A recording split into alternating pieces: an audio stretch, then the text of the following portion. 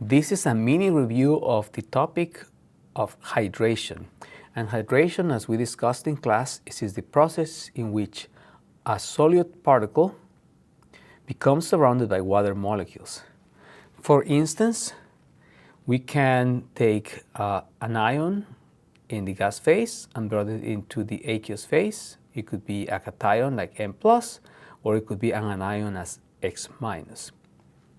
The thermodynamics of the process of hydration is summarized in the following reactions. The delta H of hydration is equal to the delta H of water, that's taking the water apart, plus the delta H of mixing. The delta H of solution is the process of taking the delta H of the solute and combined with the delta H of hydration. And if you look at the third equation here, the delta H of solution could also be represented as the delta H of the solute, which we call the delta H lattice, a topic that we reviewed before, plus the delta H of hydration. This last equation is going to be essential for the calculations of thermodynamics involved in the preparation of solutions. It's also important to note that each ion in an ionic compound has its own delta H of hydration. So the other concept that is going to be important to remember to solve the problem that will be shown shortly after is related to the trends in the ionic heat of hydration. And the key concept here is going to be that of charge density, represented as the charge of the ion divided by the ionic volume, or the volume of the ion. And this charge density can be appreciated on this table, in which we have that as the ion increases in size, going down from sodium to cesium, the ionic radius increases. And since the charge is constant as +1, the delta H of hydration, as we can see, decreases in magnitude. So this is important when we do qualitative assignments or exercises of the heats of hydration. So now let's put these concepts into practice with the following problem. The problem reads, we need to calculate the combined heat of hydration for the ions in sodium acetate. We need to explain what ion contributes more to the combined heat of hydration, and then we need to draw an enthalpy diagram showing the solution of sodium acetate in water. And some key pieces of information are given for this problem. Take a few minutes to think about the problem, try to solve the problem, and after that compare with the solution that will be described shortly after. The plan to solve this problem is pretty straightforward, because we will need to use an equation that involves the enthalpy of the solution, starting by solving then the delta H of hydration. For the second part, we're going to use the concept of charge density to determine which of the two ions contributes the most. And finally, we will use the information that we have to draw the enthalpy diagram, including lattice energy, the solution heat of solution, and the heat of hydration. Okay, we will start then by writing the equation that relates to the enthalpy of the solution. So delta H of solution is equal to delta H lattice plus delta H of hydration. So we need to solve for delta H of hydration. That means that if we rearrange this equation, delta H of hydration is going to be equal to the delta H of solution minus the delta H of lattice.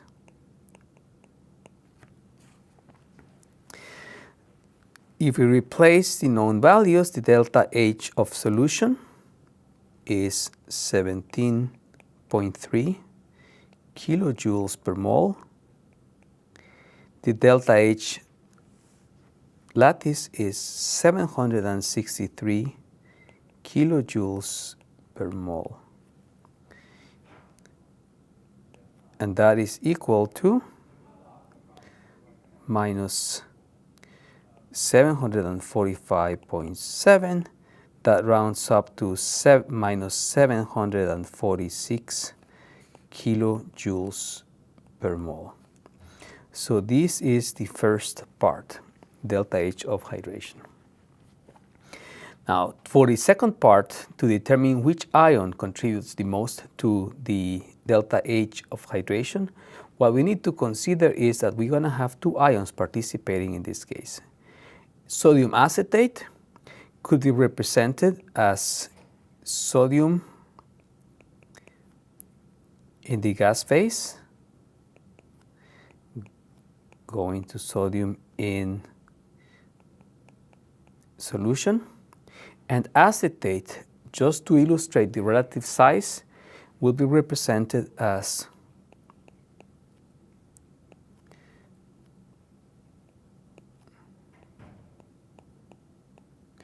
this ion.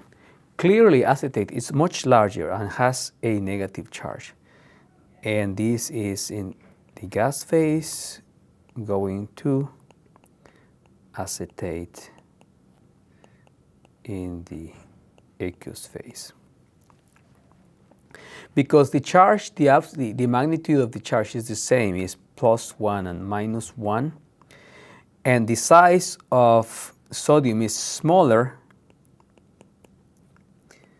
the charge density is higher for sodium.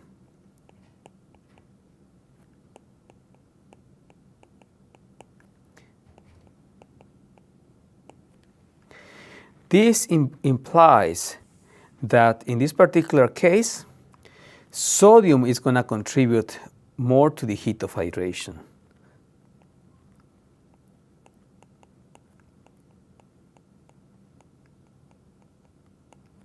As we recall from the trends that we observed before. So this is part 2. To solve part 3, what we need to do is to draw an enthalpy diagram. So we have a y-axis in which we have enthalpy, and we will start by defining sodium acetate as a solid.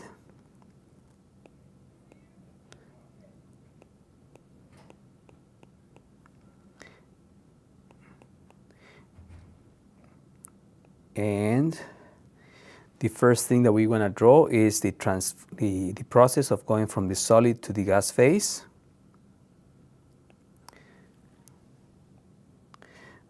In which we have sodium ions in the gas phase and acetate ions in the gas phase. And this delta H is what we call delta H lattice, which according to this problem is equal to 763 kilojoules per mole.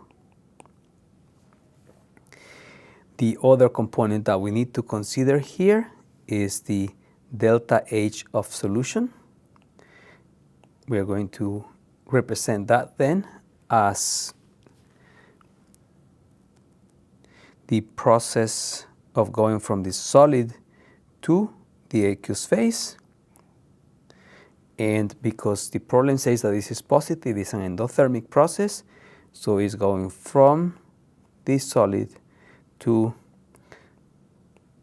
sodium ion aqueous, acetate ion aqueous, and the delta H of solution is equal to 17.3 kilojoules per mole. And the part of the problem that we solved corresponds to the delta H of hydration, that goes from the gas phase to the aqueous phase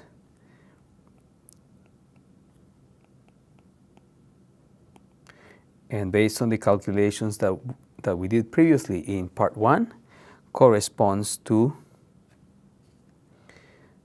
minus 746 kilojoules per mole.